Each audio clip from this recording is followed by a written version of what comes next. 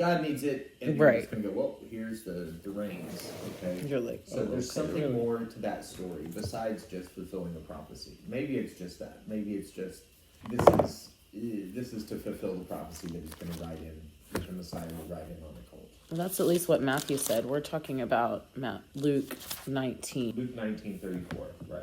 34.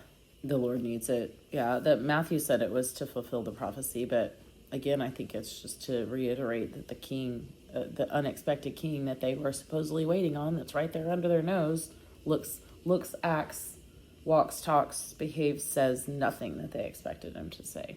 Okay, I figured some of the language. It was the term "the Lord needs it," claiming that God needs anything.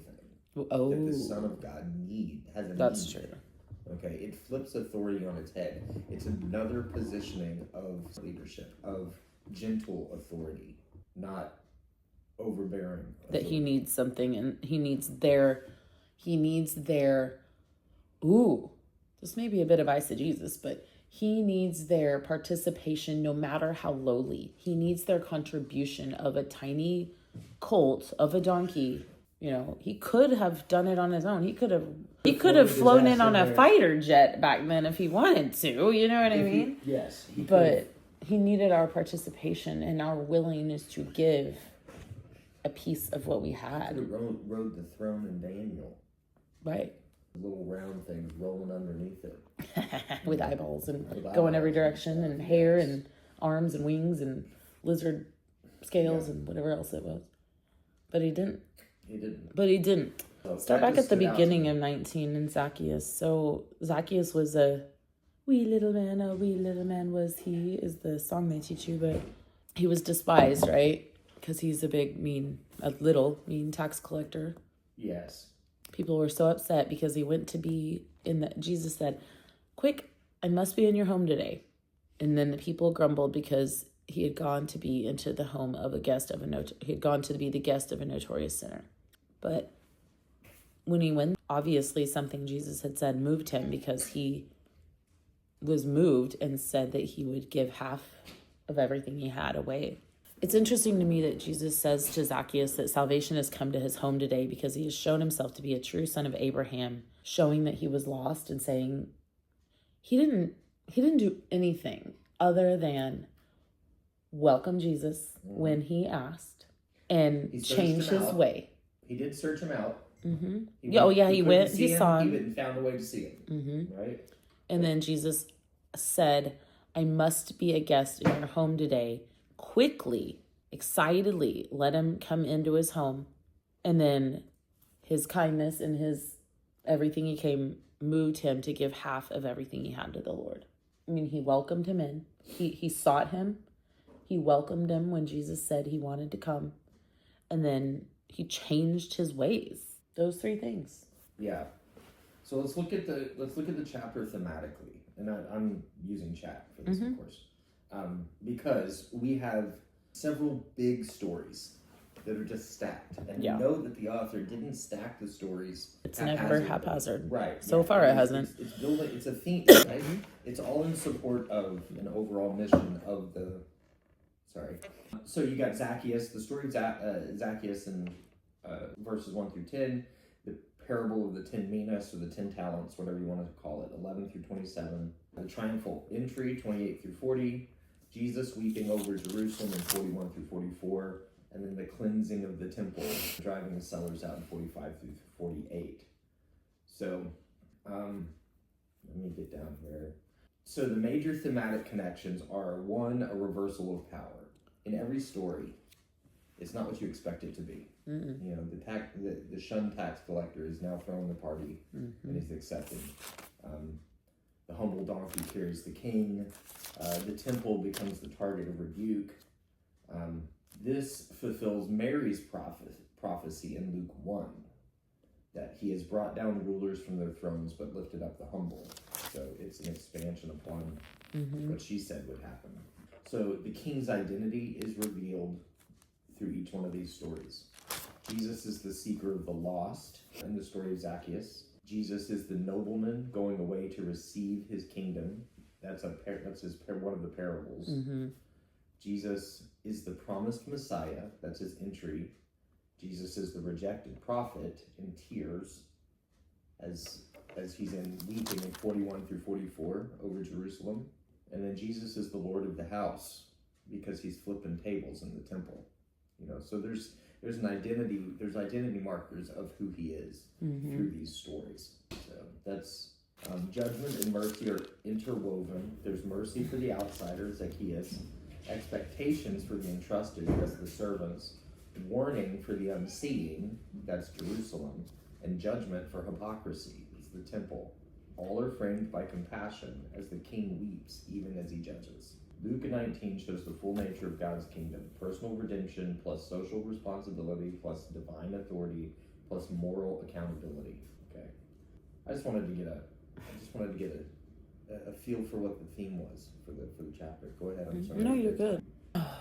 The themes are well, as far as the 10 servants, he told them a story because he was trying to correct the impression that the kingdom of God would begin right away. He was trying to correct the impression that the kingdom of God would begin right away, which is a really interesting line because he kept saying that it is here, it's at hand, it's, Yeah. So, why is he trying to correct this impression? This is just a question, not really a statement. Then he, gave them the money to go and be an investment, right?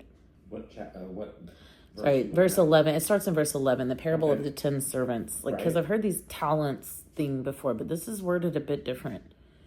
This is parable of the 10 servants, the people, not the 10 talents. He called together the 10 servants, divided among them 10 pounds. He called together 10 servants, and he distributed 10 pounds among 3 of them only. He called together 10 servants, divided among them 10 pounds of silver, and then 3 people came back. After he was, so he's about to be king. The crowd came.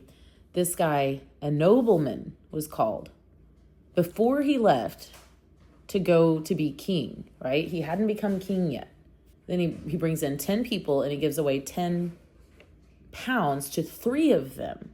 But his people hated him and said, we don't want him to be our king. After he was crowned, then he called back the 3 he gave the money to. Good morning, Anderson. Good morning, baby. One thing I'd written down about that in the past was, if you knew that I was a hard man, then why didn't you deposit mine? Our gifts are for his use, not our own. So, chat kind of kisses our butt on this a little bit sometimes, but I don't know why, if it has anything to do with anything, but it's interesting. Well, I understand that the major theme is that our gifts are for the king to use, right? Because you can replace this money with anything. You can replace money with forgiveness. You can replace money with any currency that you wanted to. But in this story, I think, because it's a gift, it's not necessarily about the money. It's just interesting to me that what he said, why he said he told them this story, to correct the impression that the kingdom of God would begin right away. He called in a few people that didn't really want him to be king. He gave money to a third of them, and then called him back after he became king. So here's, let's set this first culturally. Okay, yep. So in the year 4 BC. I need coffee. Okay, when Herod died in 4 BC, Archelaus, he went to Rome to request that Caesar confirm him as ruler over Judea. Archelaus had asked to be the boss. Okay. Caesar did not want to make him the puppet king. The love you, have a great day, because Archelaus was a cruel man. So Caesar gave him limited authority anyway. So when Jesus starts the story that says, a nobleman went to a distant country to receive a kingdom and then return, people would instantly recognize the historical memory of Archelaus because it's in their lifetime. Oh yeah, remember when Archelaus went down and they tried? It's like who was the puppet, the vice president that was being? I'm trying. Yeah, okay. It happens though. We all remember vice presidents are oh yeah, he wasn't really the president; it was really the vice president, or vice versa. Oh yeah, you're talking about Cheney. Yeah, Dick Cheney. I'm talking about Dick Cheney. I remember he was. George Bush Jr. had nothing to do with anything. Yeah. Yeah, it was that. Maybe. People remember that stuff. What he was saying here was they would have expected that for him to go away to get his kingdom and come back, but he came back as a cruel person. And Jesus is flipping the story. He's saying he's the nobleman, but he's righteous. He's not tyrannical. Okay, so there's one little historical hook that's would draw people in right away. Oh, yeah, this sounds familiar. A mina was about 3 months worth of wages. Okay. Every servant received one. Okay. Then he comes back with 3. I got the language depth. I'm going to skip over the words that are in there right now. It's back to the he who is faithful in little will be faithful in much. You know, that's the kind of the ultimate goal of the story is if you can be faithful in the little that you're given. No, I totally understand that. I just don't understand the reason about it was just the other parts that I didn't really understand. Yeah, I get it. It doesn't have to make sense to me. No. Yeah. I'm curious as to why 10 servants and only 3. Why did he only ask 3 about what they did with it, you mean? It's a spot check. You have to be able to be trusted. I don't know. Moving on. I'm not going to be able to get that reconciled today. Maybe somebody else will have an idea about it. Go ahead, because I know we can go on to... I love the part about the rocks crying out. I always like that. People were missing the point. They were excited about miracles and deliverance from Rome. Those praising him then hung him and crucified him. But they'd been expecting a Messiah that was right under their nose. We are at risk for missing it. In telling parables, you got to remember in Jewish culture, I had to remember this. Numbers mean something, okay? Mm-hmm. So the number 10 is completeness. It's everybody. So a gift has been given to everyone. 3 is going to give you the spectrum of response within everyone. So it's representative. It doesn't mean that there were 10 people or 3 people. It's a parable. So these people So the 3 is representative of how everyone is going to respond. Some will respond and will increase maximum, some will respond and increase partway, and some will bury it out of fear. So that's where that's going with that. So you have the faithful, the adequate, and the unfaithful. Yeah, I totally understand all that. What I don't understand is the first part. But I don't know what the first part means. I don't understand why he's telling them a story to correct the impression that the kingdom of God would begin right away. Because every other thing in the Bible is saying, the kingdom of God is here. I am here. It is beginning. Come and join me. You know. Okay. Yes. Take that deeper though. What did they expect the kingdom of God to mean? Well, right. The people at the time. Yeah, they thought it was going to be a big push, a conquering of Rome as something else, and instead maybe that's what he's saying. Maybe he's saying it's not going to be a conquering of Rome. This is an investment of you. This is an investment of our time, and we have to take what we've gotten and go out and tend it. I'm not sure. Anything else in there? Peace is hidden from your eyes. I just think we're just constantly in an experiment and missing the point.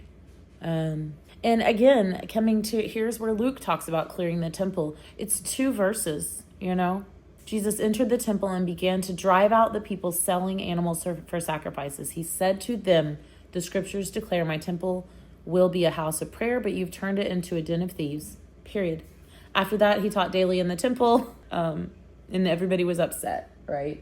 Like I always have had this huge idea that Jesus went in like, get out of my temple. But so far, the 3 different accounts we've said have a bit of a different take. Like, yeah, he got upset, he turned over some stuff, and then immediately he went to work doing what he was there for. It wasn't like he went in and just some outrageous thing and stormed out all mad and left them. And you know, that's kind of what I've had in my mind just because of the way people talk about it, and it's really not. He came in and he decisively said something. We're putting an end to this, and now we're going to do what's right. It wasn't like an inflammatory only situation, because they were making forgiveness available to those who could pay, like the Catholic Church with Luther, when Luther was angry. Like that was what's happening. Yeah. Yeah, it was